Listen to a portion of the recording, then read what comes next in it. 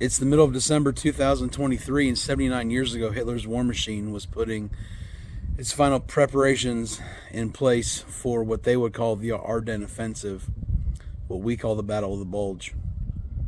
Knowing that the war was nearly lost, Hitler decided to move his strategy and tactics to the Eastern Front because he feared the brutality of the Red Army and the Communists, and felt that the Americans and the French and the British would be more reasonable in negotiations. So he effectively threw a Hail Mary on the Western Front that was initially very successful.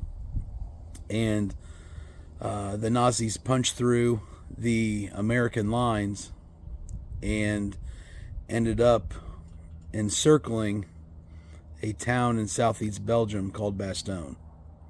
The point of this offensive was to try to retake Antwerp, as the Allies had a line effectively from Antwerp in Belgium all the way to the Swiss border.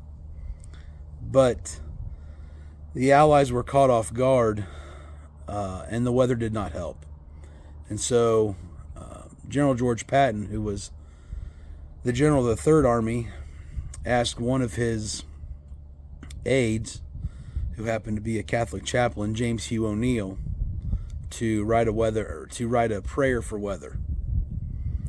And that prayer was very gracious, and it was very soft.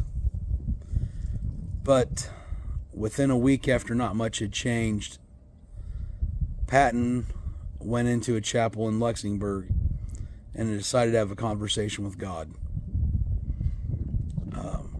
Patton wasn't always loved by his men, and Patton didn't always like his men, but Patton always loved his men. And no further proof needs to be given of that than the fact that he's the only 4-star general buried in a battlefield monument cemetery. Patton chose to be buried in Luxembourg. Luxembourg was the headquarters of his Third Army, and he wanted to be buried among his men. So Patton walks into the chapel, and he has a conversation with God. And this is one of my absolute favorite Christmas stories. It's important. It shows the faith he has in God. It shows the faith he has in his men. It shows the faith he has in the cause. It's very coarse.